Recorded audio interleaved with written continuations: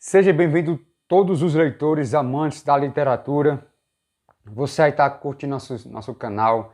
Agradeço demais pelos comentários, pelos elogios. Como eu sempre falo, né? A gente está iniciando um passo a passo e a minha intenção sempre foi essa, de querer mostrar a leitura, a literatura de uma forma que todo mundo compreenda, sem arrudeio, diretamente.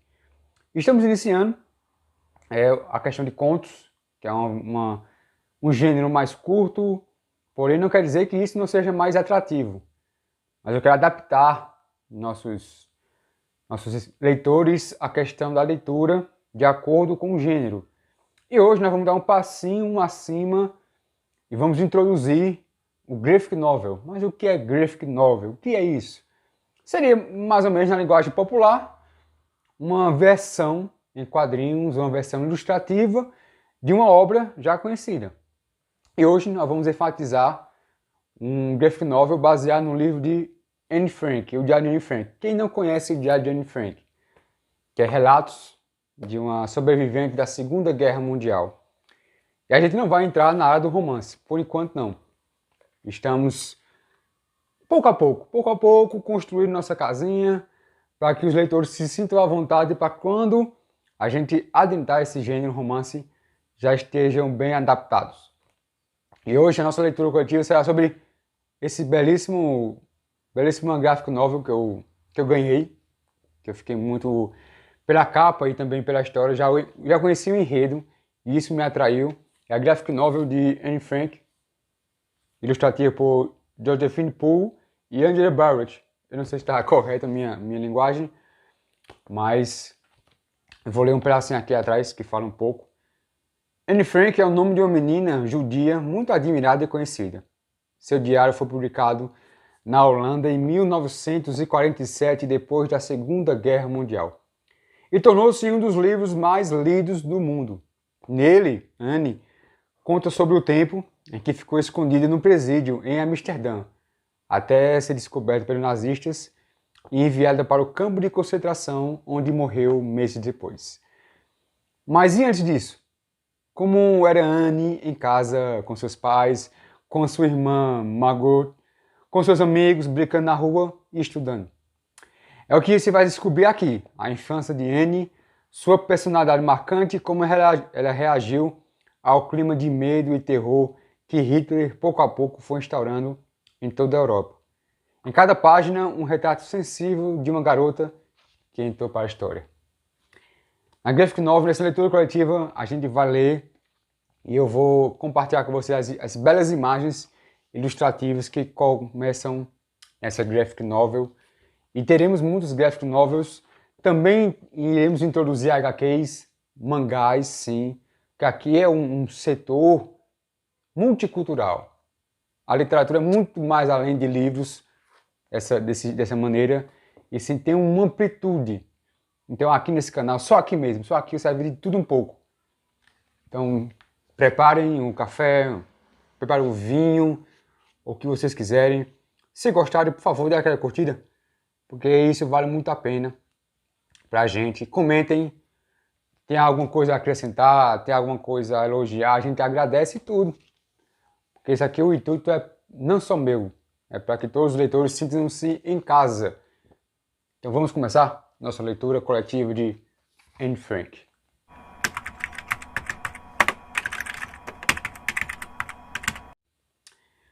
A história de Anne Frank é inicialmente a de uma garotinha comum, que poderia sentar-se ao seu lado na sala de aula. Ela tinha olhos grandes, expressivos e cabelos escuros e encaracolados. Era alegre e popular, sempre cercada de amigos. Na maior parte do tempo, Anne sentia-se a pessoa mais feliz do mundo, mas às vezes tinha medo. Havia uma boa razão para isso. Naquela época, Adolf Hitler governava a Alemanha e ele jurava eliminar os judeus. E Anne Frank era uma judia alemã. Anne Frank nasceu em Frankfurt no dia 12 de julho de 1929. Desde aquele momento parecia ter muitas coisas para se dizer. Ela chorava muito. Quando sua irmã Margot espiava o berço, não conseguia parar de rir. Anne tinha um chumaço de cabelos escuros e suas orelhas eram pontudas, como a de um duende. A família de Anne era privilegiada. Eles tinham dinheiro. Seu pai tinha um emprego, mas na Alemanha de então, a vida era uma batalha penosa para a maioria das pessoas. As outras nações culpavam a Alemanha pela eclosão da Primeira Guerra Mundial, e o país precisava desembolsar elevadas quantias para compensar toda a destruição causada. Era um fardo duro. 10 anos após a guerra, a Alemanha estava desesperadamente pobre. O número de desempregados era enorme. Muitas pessoas não tinham o suficiente para comer, e todos se lembravam de como a Alemanha tinha sido rica e poderosa no passado, uma das maiores nações do mundo. Por isso, os alemães sentiam-se cada vez mais descontentes e miseráveis. Eles queriam culpar alguém. Foi quando as coisas começaram a mudar, e de um modo assustador para os judeus. Havia um homem chamado Hitler, um homenzinho empertigado, de bigode, que falava muito e fazia grandes promessas. Multidões aglomeravam-se ao seu redor. Eram pessoas sem dinheiro e sem esperança. É claro que elas se entusiasmavam quando ele prometia tornar a Alemanha um país rico e forte de novo. Hitler odiava os judeus e não se importava em inventar um monte de mentiras sobre eles. De que era a culpa pelos problemas que a Alemanha passava? Hitler tinha uma resposta. Ele acusava os judeus de pegar os melhores empregos, de tirar o pão da boca dos trabalhadores. Para ele, não era justo, porque os alemães eram especiais, a melhor raça do mundo. Cada vez mais e mais pessoas se juntavam para ouvi-lo e para votar no partido nazista de Hitler. No início não havia nenhuma ameaça. Não existia nada além de uma fagulha, mas a fagulha tornou-se uma chama, e essa chama converteu-se num incêndio que se alastraria por toda a Europa antes de ser extinto. Havia muitas formas de fazer os judeus sentirem indesejáveis e amedrontá-los, até mesmo os mais novos. Nas escolas, as crianças começaram a identificar os judeus. Algumas zombavam e até maltratavam seus colegas. Era muito doloroso para as crianças judias serem empurradas e xingadas por meninos e meninos que antes tinham sido seus amigos. Logo eles tiveram de se sentar em um canto afastado na sala de aula. O mundo dos adultos era pior. As pessoas paravam de falar com seus vizinhos judeus. Seus estabelecimentos comerciais eram vandalizados. Os judeus eram importunados nas ruas e chegavam a ser surrados por jovens paramilitares que pertenciam à SA, uma temida tropa de choque a serviço de Hitler e dos nazistas. Se tentassem se defender, eram perseguidos, capturados e presos. No começo, os judeus ficaram perplexos com todo esse ódio. Depois ficaram assustados. Muitos abandonaram a Alemanha. Preocupado com a família, o Sr. Frank encontrou trabalho na Holanda, um apartamento barato para todos em Amsterdã. Anne ficou com a avó durante a mudança. No 8º aniversário de Margot, ela juntou-se à família de novo. Que surpresa! Lá estava a pequenina Anne, sentada com um gnomo no topo dos presentes de Margot. No prédio onde a família Frank morava, havia um jardim. As crianças do quarteirão brincavam ali nos dias de tempo bom, plantando bananeiras, escondendo-se atrás de arbustos, andando de patins e pulando na calçada. Quando queria chamar seus amigos, não batia na porta ou tocava campainhas. Elas assobiavam uma melodia especial. Anne era a única que não sabia assobiar e, portanto, tinha de cantar. Numa manhã de inverno, Anne foi ao escritório de seu pai, onde escutou Miep, a secretária dele. Ela ajudou a menina a tirar seu casaco branco de pele e lhe deu um copo de leite. Ela ensinou a bater a máquina e Anne era extremamente a tipo de garotinha esperta que Miep gostaria de ter como uma filha.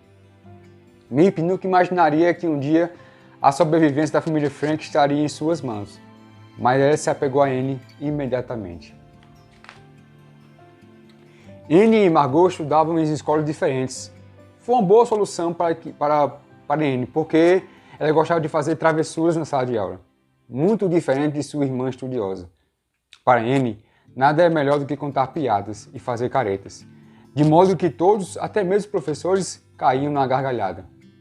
As amigas gostavam de visitar as duas irmãs, pois a senhora Frank preparava pratos deliciosos. Mas quando o Sr. Frank juntava-se ao grupo, ele era o astro. Ele sempre tinha uma história engraçada para contar.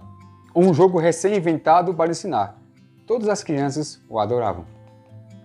Mas ninguém conseguia esquecer a campanha de ódio de Hitler. Naquela altura, muitos judeus alemães tinham fugido para Amsterdã. Os Franks ouviam ansiosos suas histórias terríveis, relatos de agressões constantes e de campo de concentração onde os alemães prendiam as pessoas, fazendo-as trabalhar para eles. Agora o poderoso exército de Hitler estava em marcha. A Grã-Bretanha e a França haviam declarado guerra aos alemães, mas as tropas germânicas continuavam avançando. Em pouco tempo, os holandeses presenciavam indefesos a chegada dos soldados alemães, marchando para Amsterdã. Mais uma vez, os judeus eram agredidos de forma cruel, e os holandeses logo aprenderam que era arriscado defendê-los. Todos os judeus com mais de 6 anos de idade foram forçados a usar uma grande estrela amarela com a palavra judeu escrita nela. Mesmo as crianças pequenas podiam ser proibidas de frequentar lugares públicos, como parques, cinemas e piscinas. Anne adorava ver filmes. Agora sua presença não era mais permitida na sala de cinemas. Ela teve que se contestar com as coleções de fotos e cartões postais de atrizes e atores famosos. Isso ninguém iria tirar dela. Era tarde demais para fugir para outro país e as coisas só poderiam piorar. Vou dar aqui uma pausa sobre a história de Anne Frank, que a gente já sabe como vai ser o desfecho da Segunda Guerra Mundial. Eu construí um livro chamado O Galo da Bicicleta Vermelha, que também retrata a Segunda Guerra Mundial. E ver-se um relato dessa magnitude, a gente pode perceber assim que isso é coisa do passado, isso não vai se repetir. E a gente percebeu que no desenrolar dessa leitura nossa, tem muitas coisas que a gente associa no momento atual, em que uma pessoa, Adolf Hitler, antigamente era visto como um Zé Ninguém, um pobre coitado, um cara que só faz zoada e que não faz bem a ninguém. Só que os mais perigosos não são aqueles cachorros que ladram, mas aqueles que são bem caladinhos. Hitler tinha a maior arma da humanidade, que não era uma 38, uma calibre 12, não. Sabe o que era? Era a persuasão, a fala, o dom da língua, a manipulação mental. Falar um pouquinho de história aqui, bem resumido, porque eu vou fazer um vídeo especial sobre a Segunda Guerra Mundial, baseado em livros, principalmente no meu livro, O Galo da Bicicleta Vermelha, mas nesses primeiros capítulos, essas primeiras folhadas, páginas, a gente percebe que a Alemanha foi humilhada na Primeira Guerra Mundial, estava destruída moralmente, não tinha um centavo no bolso, estavam lascados, por assim dizer. E o povo alemão tinha aquele ego prepotente de seus melhores destruídos. Só que chegou um camarada inflamando: olha, você é alemão, você precisa ter esse ego restaurado, eu vou trazer promessas, eu vou mudar esse país. E com isso, com essa falácia, com essa dominância que só Adolf Hitler possuía, enganou muitos alemães. Engraçado que hoje nossos governantes também possuem um linguajar de Hitler. Ou eu estou errado? Promessas fantasiosas que, infelizmente, muitas pessoas ainda caem nisso. Tanto A, tanto B, e essa besteira de esquerda, de direita, de ré, de frente, é a mesma coisa. Um estudioso disse uma vez que a questão para você explicar a uma pessoa, vamos dizer, ingênua, o que é esquerda, o que é direita, faça o seguinte: aqui é a esquerda e aqui é a direita. Eles vão prosseguir um caminho, mas sempre no final eles vão se unir. Esse é o resumo de como é o sistema político do nosso mundo, do nosso país. Então, eu quero finalizar aqui a primeira parte de Anne Frank, a graphic novel, com uma frase do meu livro, que fala o seguinte: enquanto houver o mal, haverá Hitlers.